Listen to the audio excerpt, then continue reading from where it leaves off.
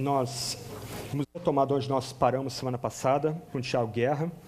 O tema geral de nossas meditações, intitulado O Caminho do Servo, e o que nós estamos nos propondo aqui é tentar andar com Jesus segundo o Evangelho de Marcos, tentar entender a caminhada de Jesus, o que nós temos a aprender com ele, com as suas obras, com os seus discursos, com o que Jesus fez na terra, especialmente na medida que a gente vai caminhando aí para o desfecho, né, a entrada de Jesus em Jerusalém, depois do seu sacrifício no Calvário e finalmente sua ressurreição e ascensão. Nós vamos meditar hoje em Marcos 6, 53 até 7, 23, uma sessão um pouco menor aí do que a gente tem considerado em outras ocasiões. E antes de ler o texto, eu queria orar com vocês mais uma vez, depois a gente se debruça sobre o texto e tentando extrair o que a palavra de Deus tem a nos ensinar hoje, aqui e agora. Senhor, nós imploramos, a gente se reúne, a gente sai de nossas casas, se reúne aqui para ouvir a Tua voz. Então, ó Deus, por favor, por misericórdia, fala a nós. O Senhor conhece cada coração aqui, o Senhor conhece os atribulados, os tristes, aqueles que estão lutando com o pecado, com a enfermidade, com a ação demoníaca, aqueles que precisam de salvação. Então, ó Deus, nós imploramos, fala diretamente a nós hoje, queremos ouvir a Tua voz na Sagrada Escritura. Ó Deus, dá Teu Espírito para que a gente não apenas compreenda o que o Senhor tem a nos dizer hoje, mas aquilo que o Senhor nos diz, opere mudança em nós, trazendo conforto, quebrantamento, direção, libertação, segurança. Nós imploramos tudo isso em nome de Jesus. Amém. Vamos ler a passagem, depois a gente tenta dar uma olhada nos pontos principais dela aí. A partir do verso 53 do capítulo 6, o Tiago parou aí no verso 52, daí a gente continua. Terminada a travessia, chegaram à terra em Genezaré e ali atracaram. Logo que desembarcaram, o povo reconheceu Jesus e, correndo por toda a região, começaram a levar os doentes dos leitos para onde ouviam dizer que ele estava. Onde quer que Jesus entrasse, nos povoados, nas cidades e nos campos, levavam os doentes para as praças e rogavam-lhe que ao menos lhes permitisse tocar a borda do seu manto, e todos que a tocavam eram curados. Os fariseus, alguns escribas, vindo de Jerusalém, foram encontrar-se com Jesus e repararam que alguns dos discípulos de Jesus comiam pão com as mãos impuras, isto é, sem lavá-las. Pois os fariseus e todos os judeus, guardando a tradição dos anciãos, não comem sem lavar as mãos cuidadosamente. Quando voltam ao mercado, não comem sem antes se purificar, e receberam muitas outras coisas para observar, como a lavagem de copos, de jarros e de vasos de bronze. Então os fariseus e os escribas lhe perguntaram: por que os teus discípulos não vivem segundo a tradição dos anciãos, mas comem pão sem lavar as mãos? Jesus lhes respondeu: hipócritas, bem profetizou Isaías acerca de vós, como está escrito: esse povo honra-me com os lábios, seu coração, porém, está longe de mim. Em vão me adoram, ensinando doutrinas que são preceitos de homens. Abandonais o mandamento de Deus e vos apegais à tradição dos homens. Disse-lhes ainda: sabeis muito bem rejeitar o mandamento de Deus para guardar a vossa tradição. Pois Moisés disse: honra teu pai e tua mãe, e quem amaldiçoar seu pai ou sua mãe, certamente morrerá. Mas dizeis: se alguém disser a seu pai ou sua mãe: o que de mim poderia receber como benefício é corbã, isto é, a oferta dedicada ao Senhor, vós o desobrigais de fazer alguma coisa por seu pai ou por sua mãe. Dessa forma, invalidais a palavra de Deus pela vossa tradição que transmitistes, como também fazeis muitas outras coisas semelhantes. E chamando outra vez a multidão, disse-lhes: ouvi-me, vós todos, entendei. Fora do homem não há nada que entrando nele possa tornar impuro, mas o que sai do homem, isso o torna impuro. Se alguém tem ouvidos para ouvir, ouça. Depois, quando deixou a multidão, entrou em casa, os discípulos lhe perguntaram acerca da parábola. Jesus lhes respondeu: então vós também não entendeis? Não compreendeis que tudo que entra de fora no homem não pode torná-lo impuro? Porque não entra no seu coração, mas no estômago, e depois é expelido. Assim, Jesus declarou puros todos os alimentos e prosseguiu: o que sai do homem é que o torna impuro, pois é de dentro do coração dos homens que procedem maus pensamentos, imoralidade sexual, furtos, homicídios, adultérios, cobiça, maldade, engano, libertinagem, inveja, blasfêmia, arrogância e insensatez. Todas essas coisas más procedem de dentro do homem e o tornam impuro. Semana passada, Tiago focou aqui 3 pontos básicos dessa caminhada de Jesus Cristo, Filho de Deus.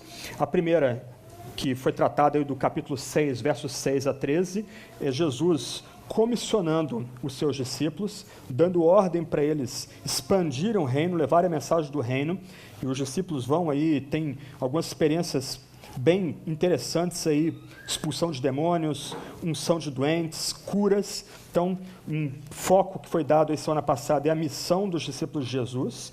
Depois, um lembrete sinistro, do verso 14 até o verso 29.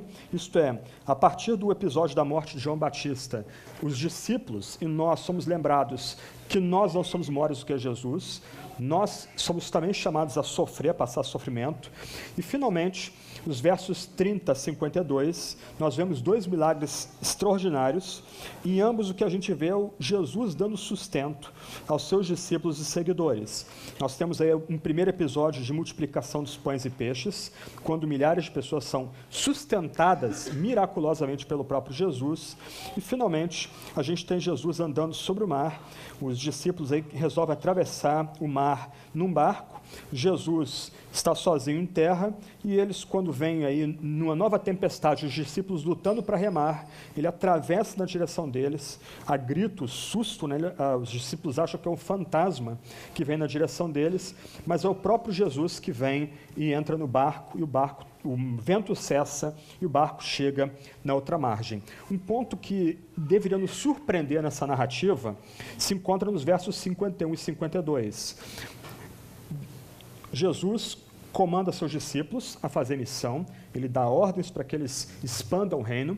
Jesus, ele lembra, ou melhor, na estrutura do Evangelho de Marcos, nós somos lembrados que os discípulos vão pagar um preço elevado nesse processo de expandir o reino, mas Jesus assegura que vai estar sustentando os discípulos, e o surpreendente aqui é que esses homens, esses 12 que Jesus escolheu, que haviam visto antes a expulsão de demônios, curas extraordinárias, eles ficam impressionados com a travessia de Jesus na direção do barco, no meio do mar da Galileia, porque eles não haviam compreendido o milagre dos pães. A nota curiosa aqui é que o coração deles estava endurecido.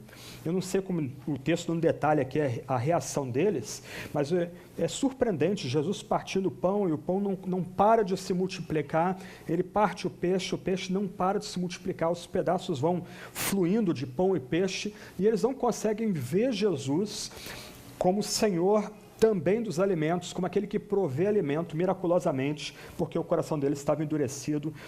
Eles estão aqui chocados com o que aconteceu na travessia, mas eles ainda não haviam compreendido a totalidade do poder de Jesus em sustentar os seus discípulos. E aí, nós temos a menção, verso 53, a travessia.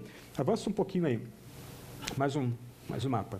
Lembra, a gente está tentando andar com Jesus, tentando entender a peregrinação dele antes de chegar a Jerusalém. Então aqui a gente tem o Mar da Galileia, para o norte, né? Para cima é Síria, para cá Jerusalém. Então no mapa aí, você pode ver depois com calma em casa, você tem as várias andanças de Jesus aí. O ponto 1, lá no meio do mar da Galileia, Jesus acalma a tempestade. Ponto 2, do outro lado, lá em cima, na região dos Gadarenos, Jesus ordena que a manada de porcos caia no despenhadeiro. Ponto 3, Jesus alimenta 5.000 homens, e numa planície lá do outro lado também. Ponto 4, de novo no mar, Jesus anda sobre o mar. Ponto 5, nós vamos ver semana que vem, Jesus alimenta mais 4.000 homens. E o ponto 6, você vê depois, é o provável local onde Jesus proferiu seu sermão do monte. Jesus, então, ele está andando em toda essa região ao redor aí do lago da Galileia. Ele torna essa região aí um ponto estratégico para ele apregoar sua missão, a vinda do reino de Deus. E agora Jesus, ele não está em Cafarnaum, aqui em cima, não está em Magdala, aqui embaixo, ele está justamente na planície de Cesareia. Avança mais um quadro aí. Aqui é a planície Genezaré, desculpa, não, volta um pouquinho, é a foto. Não foi? Aqui a foto, isso aqui. Isso aqui é a Genezaré, nota que ela é uma planície, terra rente aí, é uma planície, ainda é uma planície bem fértil nessa região da Galileia e muito populosa. E Jesus aporta aí. E ele aporta nesse lugar por uma razão estratégica. As pessoas podem acorrer a ele, podem chegar a ele sem muito problema de subir monte, desce monte, atravessa a região desértica. E o surpreendente, pode agora avançar para o ponto 1 então. O surpreendente aí é que as pessoas acorrem a Jesus. Esses primeiros versos, 53 a 56, da nossa narrativa, elas mostram que pode ser chamado de apogeu do ministério de Jesus na Galileia. As pessoas estão correndo na direção deles. É muito legal as expressões usadas aqui.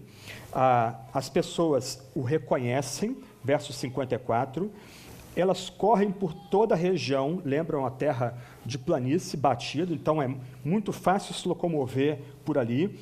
E tanto no verso 55 como no verso 56, é enfatizado que essas pessoas estão levando os enfermos a Jesus. Não há discurso, esse é um ponto interessante aqui. Outros milagres que nós consideramos, algumas vezes acoplado ao milagre, a um discurso, a um dito, seja de Marcos, seja do próprio Jesus, esse não, é só descritivo, Jesus em Genezaré fazendo curas. O ponto surpreendente aqui, nós notamos no final do verso 56. Eles rogavam que pelo menos fosse permitido tocar a borda do seu manto. Ainda que o evangelho de Marcos tenha sido escrito por gentios, Marcos é um judeu. Ele conhece, ele tem bebido da fé da antiga aliança. Ele conhece os textos-chave da antiga aliança. A passagem que está por trás aqui dessa expressão borda do seu manto é Números capítulo 15, versos 37 a 40. Você pode ver depois em casa, mas depois do episódio desastroso de violação da lei, quando o povo está no deserto, Deus ordena que todo homem piedoso, ele bordasse na orla do seu manto um tipo de cordão azul, para que sempre que aquele homem olhasse para aquele cordão, ele lembrasse que ele era chamado para ser completamente dedicado a Deus. Então, ao tocar no manto de Jesus, na orla do manto de Jesus, aqueles homens simples, aquelas mulheres simples, pessoas desesperançadas que procuram cura, elas não estão fazendo nada mágico, mas elas estão reconhecendo que elas estão diante de alguém completamente santo, alguém que é completamente dedicado a Deus, alguém que serve completamente a Deus. E o surpreendente aqui é que todos que tocavam a borda do manto de Cristo eram curados. Mais uma vez, o que nós temos aqui é a descrição do clímax do ministério de Jesus da Galileia. A gente vai ver daqui a pouco, e especialmente semana que vem, que a partir daqui Jesus começa a expandir sua missão e a sua mensagem do reino para fora da Judéia. A gente vai ver semana que vem Jesus indo a Tiro, entrando em Decápolis, e depois ele começa a sua caminhada agora na direção do sul, deixando a Galileia para trás, indo para Jerusalém, onde vai encontrar a sua rejeição, sua prisão, julgamento, morte, ressurreição, mas também ascensão à destra de Deus. Então, nós temos aqui esse clímax. E o ponto central para a gente aqui é que Marcos apresenta, o nosso Salvador aqui apresenta Jesus como aquele que tem poder sobre a morte. Nós temos SUS, nós temos planos de saúde, e quem depende, seja do governo, seja de plano de saúde particular, sabe como hoje a situação é difícil no nosso meio. Os limites dos nossas redes de segurança sociais, do outro lado, muitas vezes, algumas vezes, a falta de preparo daqueles que estão ali para servir a população, e outras vezes a dificuldade de acesso que nós temos à medicina, cura, etc. e tal. Se a situação hoje é complicada, imagina na época de Jesus. Não havia vitaminas, complexo vitamínico na época de Cristo. Não havia possibilidade das pessoas serem saradas, não havia penicilina, não havia remédio para aliviar a dor. As pessoas que eram atingidas pela doença, elas literalmente estavam entregues à sua própria sina, à sua própria sorte. Elas precisavam de alguma intervenção maior para livrá-las daquele mal. No Antigo Testamento, a gente volta e meia vê nos Salmos, os salmistas implorando para que Deus os tire da doença, para que Deus os livre da doença, porque aqueles que estão doentes, eles vão descer ao mundo dos mortos, aqueles que estão no mundo dos mortos não tem como louvar a Deus. Para o povo no mundo antigo, a doença era simplesmente um tipo de assombração que lembrava a finitude da vida e a proximidade da morte. Aquelas pessoas não tinham a quem contá-las, não tinham uma rede de apoio. Mas aqui está Jesus, e Jesus simplesmente as cura quando elas tocam na orla do manto de Cristo. Marcos apresenta o nosso Salvador aqui como aquele que tem poder sobre a morte. Aqueles que correm na direção de Jesus, aqueles que buscam Jesus, aqueles aos quais nós conduzimos para Jesus, eles podem ter certeza que se eles tocarem em Cristo, eles serão sarados dos poderes da morte. Alguns comentaristas aqui tentam pegar pesado com aquelas pessoas que vêm a Jesus aqui, já que não há discurso, então alguns vão insinuar que aquelas pessoas foram simplesmente curadas, mas não receberam mais nada, mas esse não é o ponto do evangelista aqui. O ponto do evangelista é destacar o próprio Jesus. Hoje, com os remédios, pode parecer algumas vezes simples a gente ser sarado. Você se sente mal, você vai lá no ambulatório, toma algum remédio na veia, algumas horas depois você está bem, está se sentindo melhor, parece que reviveu. Aqui a cura é imediata. Aquelas pessoas são trazidas, você pode talvez imaginar a gente sendo carregada no colo, outras pessoas criando um tipo de maca e colocando aquelas pessoas na maca e saindo andando ali na planície na direção onde se encontrava Jesus. Aquelas pessoas eram surpreendidas pelo fato de que aqueles que tocavam em Cristo eram curados de forma imediata, enfatizando que o nosso Salvador, ele tem poder sobre a doença, ele tem poder sobre a enfermidade, ele é poderoso sobre a morte também. É ele que tem a última palavra sobre esses inimigos que nos cercam. Ok, esse é o primeiro ponto aí. Jesus em Genezaré, o ápice aí do ministério dele na Galileia, pessoas acorrendo na direção dele para ter os seus entes queridos curados. É interessante o verso 56, se Jesus mudava de localidade daquela planície, as pessoas saíam correndo, levando seus enfermos para onde Jesus estava. E aquele santo homem de Deus, ao ser tocado, ele curava aquelas pessoas que acorriam a ele. Mas aí a história é interrompida. Nós temos agora um discurso, mais um discurso dentro do Evangelho de Mateus, o Evangelho de Marcos, é o segundo discurso que nós temos aqui. E nesse discurso nós temos um confronto aqui. Nós temos um confronto de Jesus com os fariseus e escribas, e depois nós temos Jesus falando à multidão, e depois Jesus explicando alguns detalhes da sua fala para os seus discípulos. Só para relembrar aqui, o verso primeiro fala de fariseus e alguns escribas. Os fariseus eram um partido religioso da época de Jesus. A palavra fariseus vem do hebraico os puros. Eles eram um tipo de reavamento que havia acontecido 200, 300 anos antes de Cristo, e eles intentavam se aplicar a obedecer de forma radical os comandos de Deus no Antigo Testamento. Eles almejavam pureza. Alguns eruditos têm sugerido que ele era um partido pequeno dentro da Judéia, no máximo aí 5.000 pessoas em toda a província da Judéia seriam ligados aos fariseus. Mas ainda que fosse um grupo pequeno, eles são um grupo muito influente, era um grupo muito influente da cultura da Judéia antiga, e eles estão geralmente em confronto com Jesus. E eu vou tentar explicar daqui a pouco por quê. Os escribas eram os doutores da lei, eram homens que haviam se preparado, estudado muito, para não só conseguir ler o Antigo Testamento nos seus originais, isto é, no hebraico antigo, que já não era mais falado na época de Jesus, mas eram homens que eram famosos por saber aplicar a lei às minúcias da vida. E essas pessoas acorrem a Jesus também. E aqui é um contraste. Os doentes vêm a Jesus para serem curados, pessoas simples, humildes, acorrendo a Jesus e sendo curadas por Cristo das suas enfermidades. E aqui você pode pensar em a nata, a elite da Judéia, vindo a Jesus para um confronto aberto. E é o que é aqui, é uma briga entre ambos. Há uma briga entre duas visões de mundo que são muito parecidas, mas são completamente opostas. Essa é a chave da passagem aqui. Uma visão de mundo, as duas visões, elas reconhecem que a palavra de Deus é inspirada, os mandamentos que nós temos na Escritura são dados por Deus, mas, de um lado, nosso Salvador entende que nós devemos obedecer só a palavra de Deus. Do outro lado, esses fariseus e alguns eruditos dentro do povo de Israel, eles entendem que, além da palavra de Deus, há um outro guia para a vida, que seria a tradição dos anciões, que eu vou explicar daqui a pouco o que vem a ser. Mas o texto, verso 1 do capítulo 7, começa dizendo que eles vieram de Jerusalém para se encontrar com Jesus. Jesus já era um rabi razoavelmente famoso na Judéia nessa época.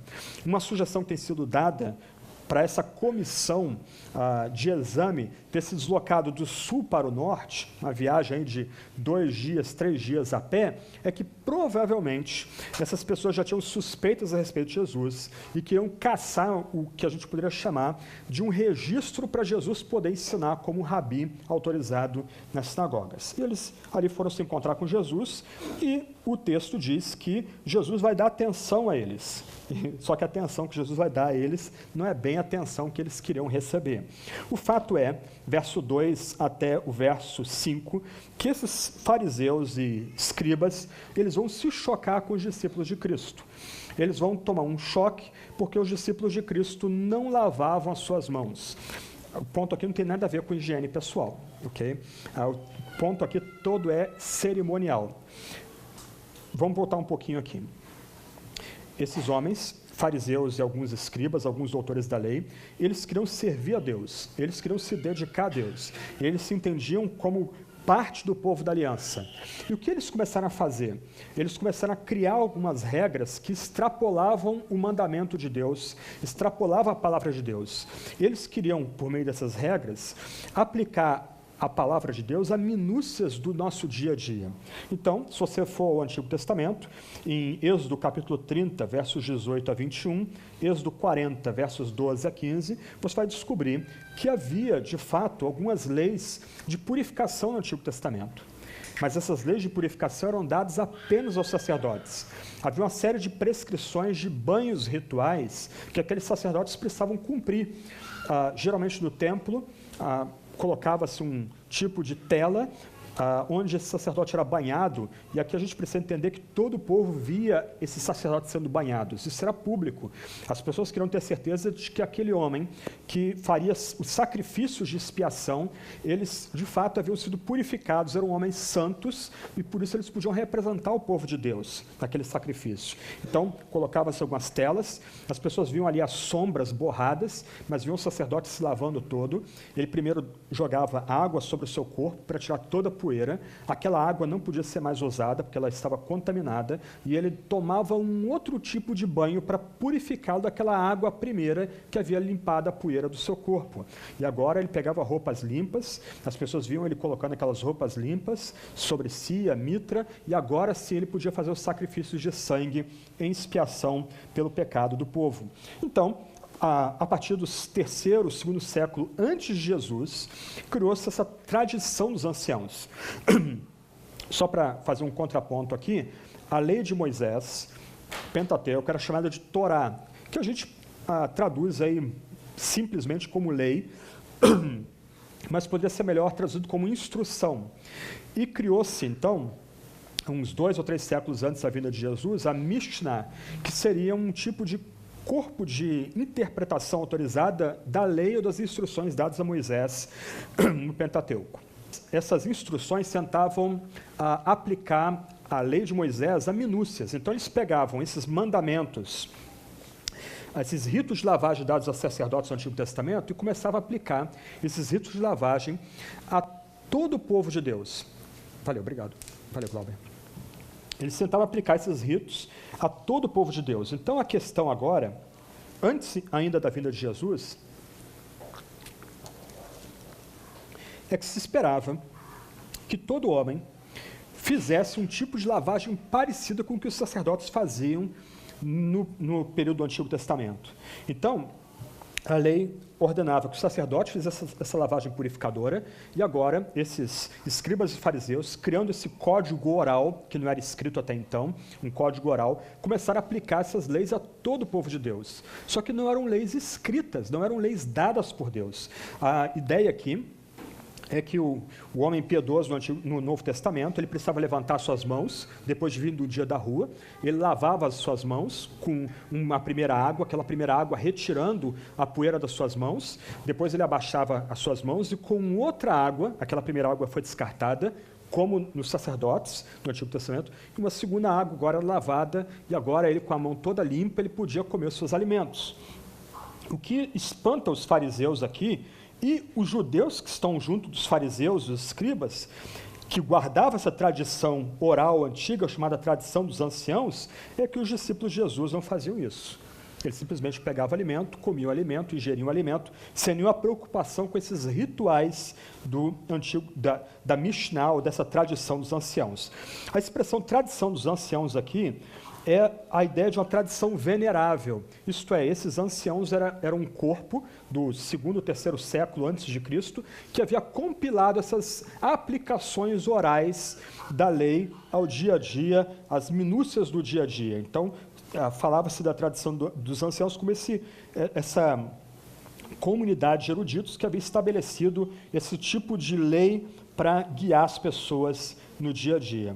Só que o ponto aqui, antes da gente avançar, é notar que a gente tem que lidar com a fé com cuidado devido. Se você lê Deuteronômio, ou se você acompanha nossas leituras de Salmos aqui, o que você vê no Antigo Testamento é que é uma fé viva.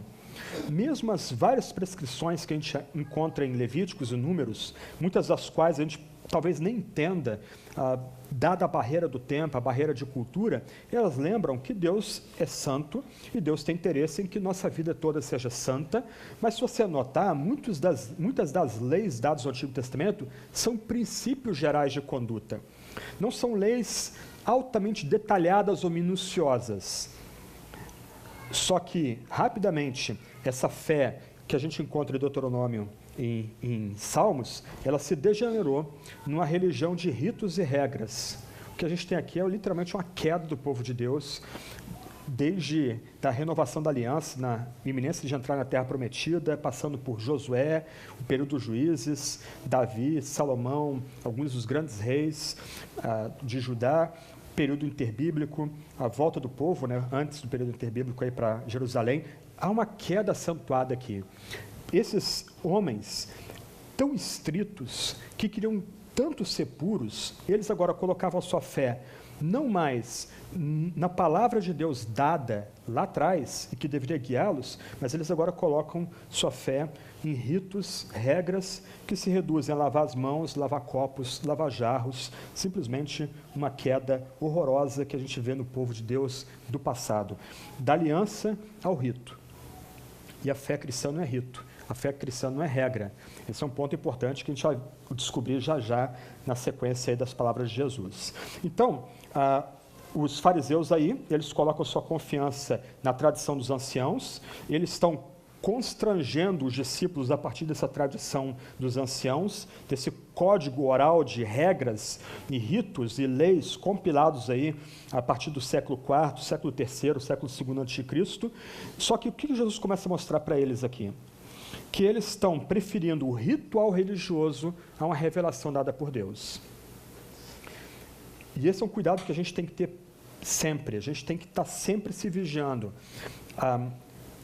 Muitas vezes, sutilmente, a gente remove os nossos olhos da palavra de Deus, do mandamento divino, e coloca a nossa vista na tradição dos nossos anciãos, o que Jesus vai dizer daqui a pouco, que é mera tradição dos homens. Nós, às vezes, preferimos colocar nossa segurança, nosso conforto, até nosso dia a dia, não no que Deus revela, mas naquilo que os homens compilam para a gente. Isso acontece de diversas formas. Por exemplo, pensa nas leis não escritas quanto a vestuário que muitas vezes nós temos em nossas igrejas. Pensa nas leis não escritas quanto ao tipo de corte de cabelo, se pode usar maquiagem, se não pode usar maquiagem, onde a Escritura trata disso. Onde há uma ordem imediata na Escritura quanto a isso. O crente não pode tomar bebida alcoólica, a Bíblia fala de moderação, mas nós queremos impor abstinência às pessoas. Ou, em outros casos, o crente não pode ver certos programas, não pode ir a determinados ambientes, não pode... Algumas igrejas chegam ao ponto de que o crente não pode nem ir à praia, ou talvez nem mesmo ao cinema. Ok, onde isso está escrito? Quando esse tipo de lei não escrita começa a ganhar corpo diante da gente, começa a ganhar importância diante da gente, nós começamos a nos constranger mutuamente por causa dessa lei escrita, nós estamos nos colocando não debaixo do mandamento divino, que é a palavra de Deus, como a gente vai ver já já, mas nós estamos de novo nos colocando debaixo da tradição dos anciãos, como Jesus vai dizer aqui, é mera tradição de homens. E aí, gente, a palavra de Jesus aqui é muito dura. Eu não consigo escutar ou ler essa palavra no verso 6 sem imaginar Jesus esbravejando e salivando na direção daquelas pessoas. Vocês são hipócritas. Vocês são hipócritas. Ele cita o texto bíblico aqui. E aqui é curioso. Há um confronto aqui, não sei se você consegue perceber. De um lado, os fariseus, eles vêm com todos os seus ritos e regulamentos calcados na tradição dos homens. Eles estão citando regras orais não escritas para constranger os discípulos. Agora Jesus se arma da palavra de Deus e usa a palavra de Deus como uma marreta para arrebentar aqueles fariseus, para acabar com o debate entre aqueles fariseus. Hipócritas. Por que Jesus chama aqueles homens de hipócritas? Como a gente vai ver em breve, a coisa mais fácil na religião é nós nos colocarmos debaixo de uma série de regras de conduta e fingirmos para as pessoas algo que, na verdade, nós somos. Muitas vezes, o que se persegue na santificação é a tradição dos anciãos, é a tradição dos homens. É simplesmente um conjunto de regras não escritas que são usadas para constranger pessoas. Por exemplo, eu lembro de uma senhora, ela tinha dificuldade em parar de fumar, mas lhe foi vedado o batismo. Ela não podia se batizar enquanto não parasse de fumar. Então ficava um círculo vicioso, tipo um desenho animado. Ela não era batizada, porque não conseguia parar de fumar, ela não conseguia parar de fumar, então ela não era batizada. Mas pessoas de pensamento impuro não eram batizadas? Pessoas imorais, viciadas em pornografia não eram batizadas? Pessoas cheias de ódio não eram batizadas? Pessoas cobiçosas não estavam sendo batizadas? Pessoas arrogantes ou insensatas não estavam sendo batizadas? Então, há um problema no passado e no presente. Nós, muitas vezes, continuamos colocando nossa confiança na tradição dos anciãos, não no mandamento, e aí nós somos colocados todos como hipócritas. A gente finge para aqueles ao nosso redor algo que nós, na verdade, não somos. Nossa expectativa é que as pessoas olhem a gente, a forma como a gente está arrumado, como a gente está vestido. Aquele ali se veste como crente, aquele ali fala como crente. Nossa, olha a linguagem dele. Aquela pessoa, ele não vai em certos ambientes. Poxa, aquele é crente sério. Ok, poxa, tudo bonitinho por fora, mas por dentro, como é que as pessoas estão? Hipócritas. Elas são hipócritas, porque elas colocam sua confiança nesse aspecto exterior, nessa aparência de piedade. Elas se comprazem em caminhar segundo a tradição dos anciãos, não segundo o mandamento de Deus. E por que Jesus chama esses homens de hipócritas? E por que Jesus continua chamando todos aqueles que tentam caminhar segundo a tradição dos anciãos, hoje, de hipócritas? Porque eles abandonam o mandamento de Deus e se apegam à mera tradição dos homens. Esse texto aqui tinha que ser grifado nas nossas Bíblias. Aqui é o clímax do confronto. De um lado, os religiosos, eles se comprazem em se adequar a um grupo de ritos e regras e regulamentos orais, não escritos, de líderes religiosos. Só que isso os torna hipócritas, os torna literalmente, para citar Mateus 23, sepulcros vazios, por fora bonito, por dentro só osso, só podridão. Só que eles são hipócritas, por quê? Porque eles abandonaram o mandamento de Deus. Jesus aqui está citando Isaías capítulo 29, verso 13.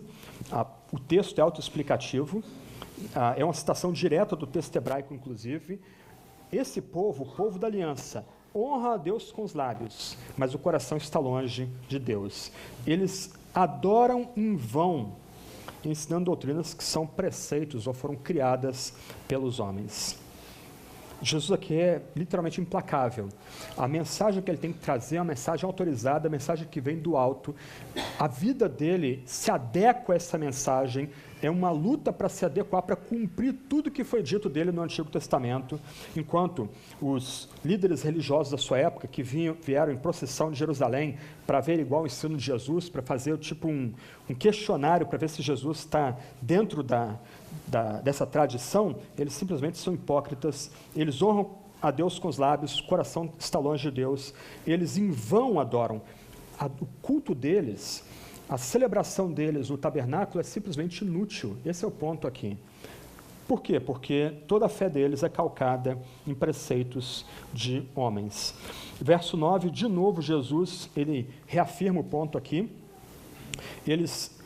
Jesus vai até mais fundo, ele vai dizer que eles não só abandonaram o mandamento de Deus, mas eles rejeitaram o mandamento de Deus para guardar a tradição. E aqui, alguém já caracterizou esse comportamento como um comportamento contorcionista. E a gente vai ver agora isso nos versos 10 em diante. Nós temos o mandamento de Deus, nós temos a palavra de Deus dada, nós temos o que Deus exige, e esses fariseus, esses escribas que lutam, eles querem almejar a pureza, eles sabem que não tem como cumprir o mandamento divino. Então eles vão criar outros mandamentos, vão criar uma tradição para literalmente driblar o cumprimento e as exigências do mandamento original de Deus. O Brasil não existia nessa época, mas a alma brasileira já estava presente aqui. Malandramente, esses fariseus e escribas queriam agradar a Deus, quebrando aquilo que Deus estabeleceu. Jesus conta uma história, versos 10 até verso 13. Provavelmente essa história era bem conhecida e provavelmente chegou aos tribunais da época. Qual é a história aqui? A palavra de Deus diz: honra teu pai e tua mãe. E depois, quem amaldiçoar o seu pai ou sua mãe certamente morrerá. Ponto. Isso aqui não é dado ambiguidades. É isso que o mandamento de Deus exige. É isso que Deus exige pela boca de Moisés, desde o Pentateuco, desde o livro da Aliança no Antigo Testamento. Só que aí, o que a tradição dos anciãos estabeleceu? O ponto maior aqui, honra teu pai e tua mãe, é que o Antigo Testamento vai lembrar que os filhos têm obrigações para os pais. Não havia rede de segurança social naquela época, não havia algum tipo de asilo naquela época. Os pais envelheciam, era obrigação dos filhos sustentar financeiramente os pais na velhice. Isso estava implícito no mandamento de honrar pai e mãe. Aí o que a tradição dos anciãos estabeleceu?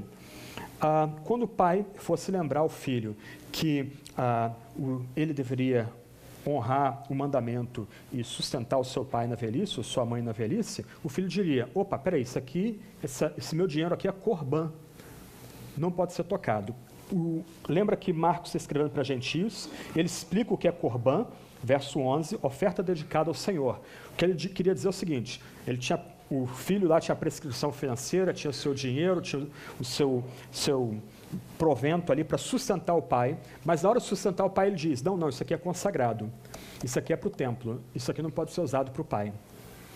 Então, o mandamento dizia que ele tinha que honrar o pai e mãe, inclusive sustentando o pai e mãe na velhice, e agora, como uma forma malandra de quebrar o mandamento, ele agora pode dizer: não, isso aqui é consagrado. Expressão, corbã, não, isso aqui eu não posso tocar, eu não tenho como sustentar você, porque isso aqui pertence ao Senhor. Hipócritas, isso é hipocrisia. Eles estão invalidando, verso 13, a palavra de Deus, por essa tradição que está sendo transmitida.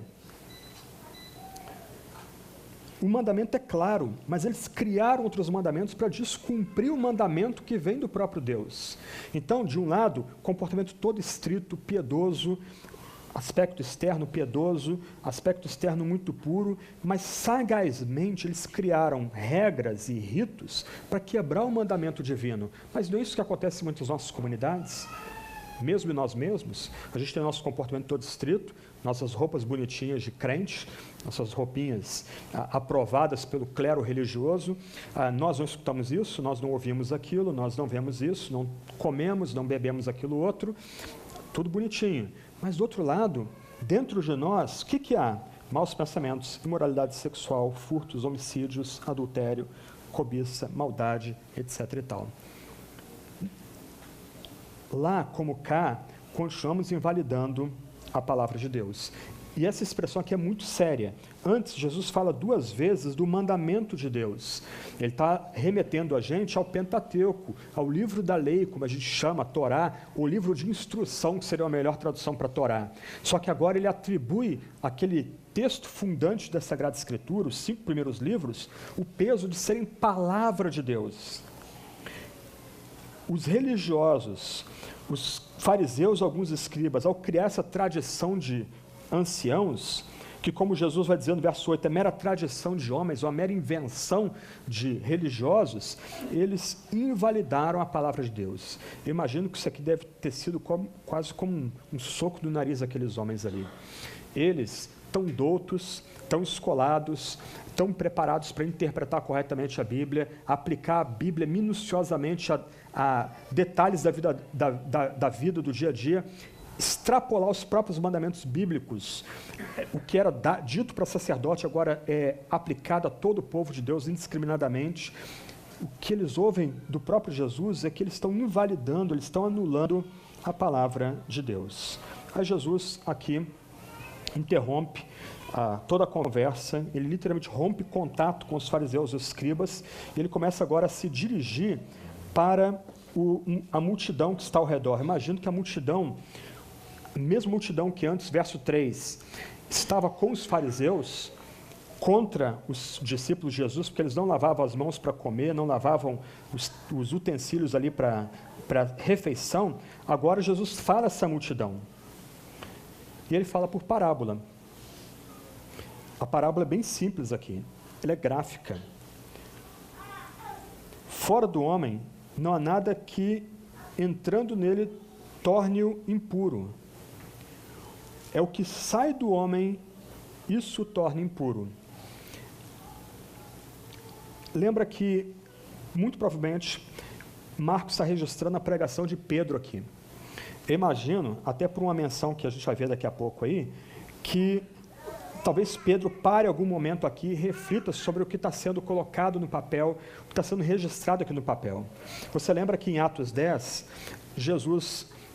Pedro está dormindo, ele tem um sono em Jopa, e nesse sono ele vê vindo dos céus um lençol cheio de animais impuros, baseado, a ideia de animal cerimonialmente impuro é baseado em Levítico capítulo 11, e a voz do céu diz: toma, mata e come.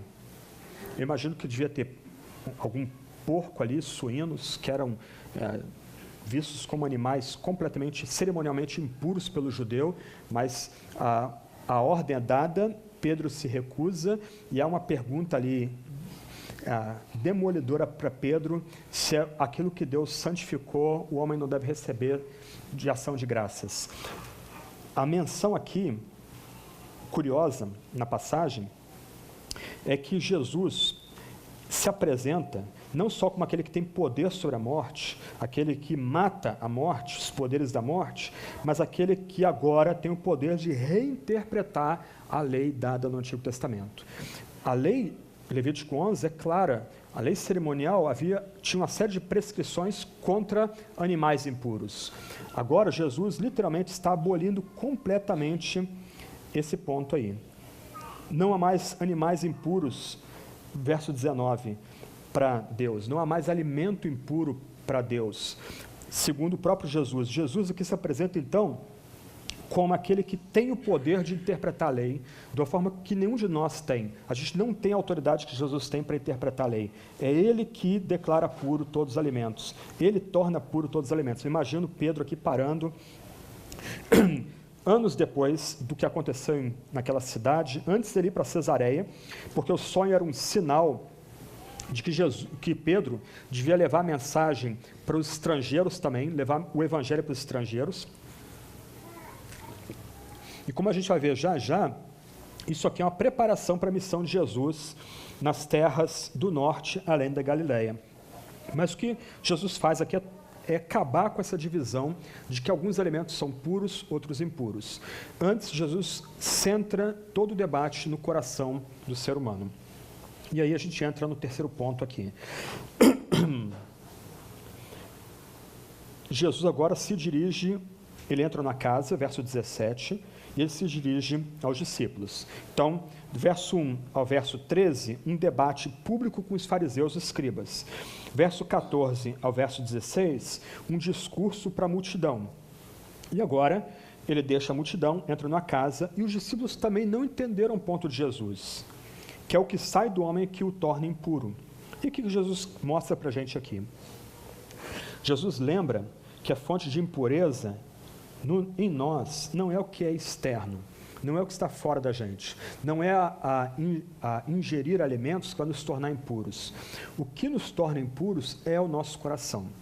E aqui a gente precisa compreender que o coração na Bíblia não é aquele coraçãozinho que a gente costuma ver desenhado, emoticon, agenda, etc. e tal. Coração na Bíblia não é só afeto, ou paixão, ou romance. Quando a Bíblia fala, por exemplo, Provérbios 4, guarda o teu coração, porque dele procede a saídas da vida, o coração é o ser humano da forma mais íntima que há. O coração na Bíblia implica não só afetos e emoção, mas implica também razão. O ponto de Jesus aqui é que a imundícia que polui o ser humano vem de dentro do próprio ser humano, vem do coração do ser humano. E aqui a gente tem um debate curioso. Nós volta e meia escutamos, por exemplo, que o ser humano é naturalmente bom, ele é bom de forma inata. Nós ouvimos gente dizendo, quando vê uma história bonitinha no final do Jornal Nacional, puxa, isso restaurou minha fé na bondade humana. E nós temos uma noção irreal de que é o meio que polui o ser humano. Onde ele é criado, aquele meio ali destrói aquela pessoa, torna aquela pessoa má, como se, por exemplo, a turma que seguia Adolf Hitler, na época da ditadura nacional-socialista na Alemanha, não fosse formada as melhores universidades europeias. Alguns dos chefes de campos de concentração tinham um doutorado em Direito, doutorado em Medicina, gente muito bem preparada, em algumas das principais universidades europeias, décadas de 30 ou 40 do século XX. O ponto de Jesus aqui é que todo o campo de batalha da devoção está centrado no coração. E regras, e ritos, e tradição não têm poder para mudar o coração do ser humano. É necessário o mandamento de Deus, a palavra de Deus, para transformar e mudar o coração do ser humano. Jesus aqui é implacável. O verso 19 chega é até gráfico aqui. Não o que entra no coração. Aliás, o alimento não polui o ser humano, porque ele não entra no coração. Ele vai ao estômago, o que não é absorvido pelo organismo é simplesmente expelido, é simplesmente mandado para fora. E aí vem o dito, Jesus declarou puros todos os alimentos. Só que o texto continua, é o que sai do homem que torna impuro, pois é de dentro do coração dos homens que procedem maus pensamentos. E aí há um catálogo terrível de pecados aqui, que são colocados diante da gente aqui. O ponto de Jesus é, a religião, as regras humanas, essa chamada tradição dos anciãos ou tradição dos homens, não tem poder para domar o nosso coração. Não tem poder para levar o nosso coração a ser moldado segundo o que Deus exige da gente. Ela não é capacitada, essas regras e ritos e regulamentos que vêm dos anciãos ou dos homens, em disciplinar o coração do ser humano. Não há poder vindo das regras, da religião, da tradição dos anciãos, que domem maus pensamentos, imoralidade sexual, furtos, homicídios, adultério, cobiça, maldade, engano, libertinagem, inveja, blasfêmia, arrogância, insensatez. Eu coloquei no PowerPoint o significado de alguns desses pecados, se você quiser pesquisar depois, os que não são mais evidentes, mas é interessante que a própria expressão maus pensamentos aí dá a ideia de um pensamento tortuoso, e um pensamento tortuoso para o mal. Irmãos e irmãs, se nós formos honestos conosco mesmos e a gente olhar para dentro de nós mesmos, nós vamos ver que sem a graça de Deus, nós somos refletidos nesses 3 versos do final do capítulo 7 aqui. A gente é isso aí. maus pensamentos, imoralidade sexual, furtos, homicídios, adultérios, etc, etc. Todas essas coisas más procedem de dentro do homem e elas, de fato, que tornam o ser humano impuro. O entendimento que a Bíblia tem do ser humano, no caso aqui, Jesus e Marcos têm do ser humano, ele é brutal com a gente. Ele destrói toda essa ideia que a gente tem de meio que desenho animado, que o ser humano é bonzinho, que o ser humano é gentil, que são certas condições sociais ou culturais que levam o ser humano a se tornar mal ou violento. Nós, sem Deus no mundo, somos bestas feras. Todos nós aqui. Nós precisamos de um poder maior para disciplinar a gente. E essa disciplina não vem de tradição dos anciãos, não vem de tradição dos homens. Por que o religioso é hipócrita? Porque ele se compraz com um aspecto externo bonito, quando dentro ele é cheio de impureza e de maldade. Do outro lado, quando nós nos colocamos debaixo do poder da palavra de Deus, quando a gente de fato se abre para esse mandamento que vem de Deus, esse mandamento tem poder de mudar a gente, de transformar a gente. Aqui a gente tem que lembrar de Jeremias 2, 22. Você pode anotar, eu vou ler aqui. O texto diz assim: ainda que te laves com soda e uses muito sabão, a mancha da tua maldade permanece diante de mim, diz o Senhor. Religião, regras, ritos não tem como mudar o nosso coração. Isso não tem poder de transformar a gente, de nos adequar a novos homens, novas mulheres, a discípulos de Jesus de fato. Somente o mandamento de Deus, somente a palavra de Deus tem esse poder transformador. Somente a palavra de Deus tem como mudar de fato a gente. Olhando o quadro maior aqui, a gente tem 2 pontos nessa longa passagem. De um lado, Jesus tem poder sobre a morte. A enfermidade não é nada para Jesus. As pessoas nem tocavam nele, tocavam na orla do manto dele e eram imediatamente curadas e saradas. Só que esse que tem poder sobre a morte, ele tem poder sobre a lei, ele comanda a lei, ele tem poder de reinterpretar a lei de uma forma que os religiosos da época dele não tinham. E o que nós somos lembrados aqui é que somente a palavra de Deus transforma o nosso coração.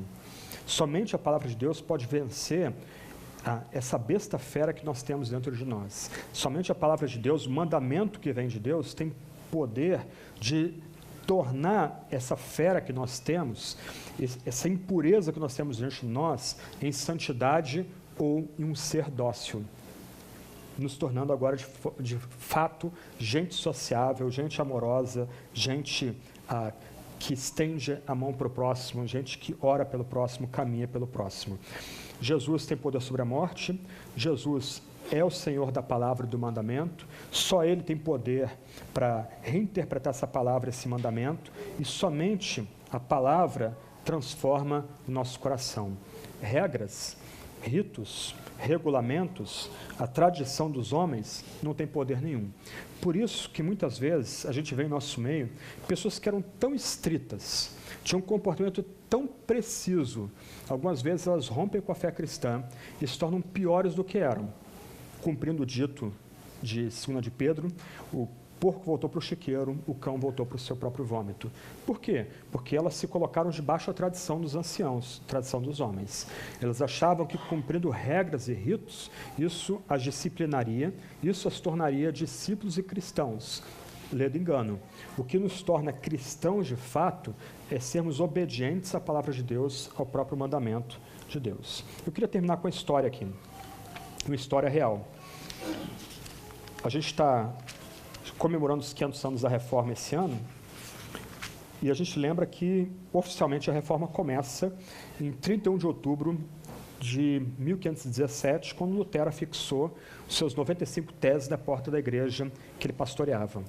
Mas, um ano antes dele, um inglês, erudito, jovem, professor em Cambridge, ele veio a se converter. Ele se converteu lendo uma frase, 1 Timóteo capítulo 1, verso 15. A frase diz: Cristo Jesus veio ao mundo para salvar os pecadores, dos quais eu sou o principal. Ele disse, quando ele leu isso, quando ele leu essa frase simples, as poucas palavras aqui, ele foi atingido pela palavra de Deus. Ele já era religioso, ele já se colocava debaixo de regras e de leis e de códigos de conduta da igreja medieval, mas ele não tinha paz.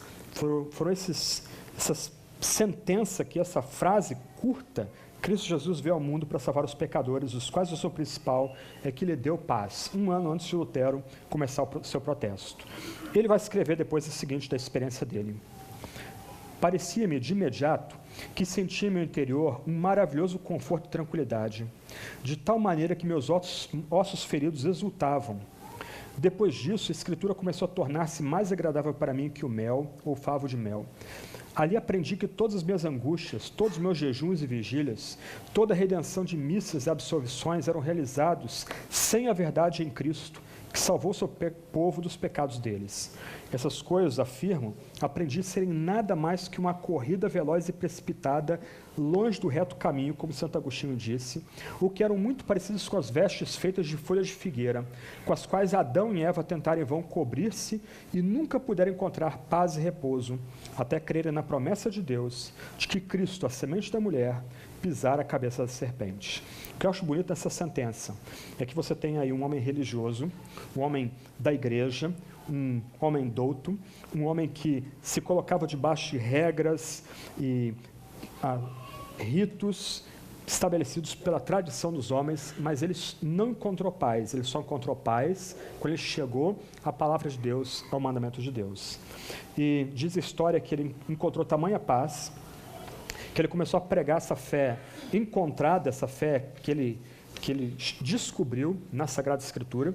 Ele foi muito influente aí com a nova geração de pregadores da Sagrada Escritura, até que mais ou menos 20 anos depois dessa experiência, ele foi preso pelas autoridades que não suportavam a pregação baseada na Bíblia. Ele foi queimado da fogueira, mas ele foi queimado da fogueira com um aleluia nos lábios, porque ele chegou a ter paz não pelas regras ou ritos das tradições dos homens, mas ele chegou a ter paz com Deus, por meio de Jesus, pela palavra de Deus e pelo mandamento de Deus. Que Deus ajude a gente a dia sempre voltar à palavra dele e ouvir de fato a palavra dele, e não permitir que nenhum religioso, nenhum líder religioso venha colocar canga sobre a gente, que nada mais é do que a tradição dos homens, que tentam invalidar a palavra de Deus, mas a palavra de Deus vai permanecer para sempre. É por meio dela que a gente é reconectado com Deus e Jesus Cristo, por meio dela que a gente tem paz, por meio dela que a gente de fato é curado, por meio dela que a gente de fato entra no reino dos céus. Vamos orar, depois a gente continua nosso culto.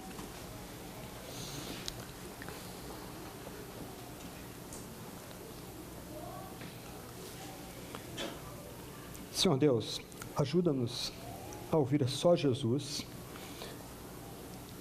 e ouvir a Tua palavra somente. Senhor, no meio da bagunça que nos encontramos hoje, tantas vozes competindo pelo nosso coração, pela nossa mente, vozes até prudentes, com aparência de piedade, de religiosidade, ó Deus, não nos permita ser encantados por elas. Antes, ajuda-nos, Senhor, a buscar apenas a Tua palavra e Teu mandamento, e a descansar apenas a Tua palavra e Teu mandamento. Não deixa, ó Deus, sermos contados como hipócritas, tentando, por meio da tradição dos homens, Te agradar e vivendo vidas incompletas, vidas contraditórias, vidas sem a graça que vem de nosso Senhor Jesus Cristo. Ó Deus, que Jesus, que tem poder sobre a morte e que é o Senhor da palavra, venha a nós e nos transforme dia a dia, molde nosso coração dia a dia, expulse as impurezas do nosso coração e cada vez mais nos conforme a si mesmo, nosso único Salvador, Jesus, por meio dele que nós oramos. Amém.